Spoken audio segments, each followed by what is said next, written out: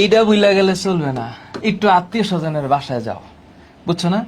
আত্মীয় স্বজনের বাসায় যাও, একটু যাও, আত্মীয় স্বজনের বাসায় যাও, এবং আত্মীয় স্বজনের বাসায় গিয়া আগে ভাগে বইলে আসবা যে রেজাল্ট যেমনই হোক, বেশি কিছু কিন্তু বইলেন না।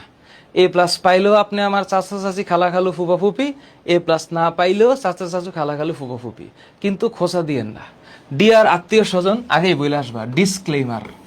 ওনাদের বাসায় বাসায় গিয়ে বইলে আসবা যে প্লিজ ডিয়ার আত্মীয় স্বজন, আল্লাহর দোহাই লাগে খোসা খাসি দিবেন না। স্যার খোসা খাসি কি?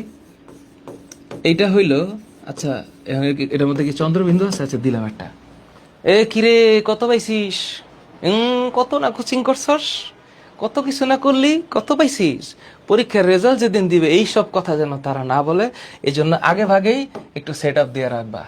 ডিয়ার আত্মীয় স্বজন প্লিজ টেক সেট আপ, এটা দিয়ে রাখবা এবং একটা সুসম্পর্ক বজায় রাখবা।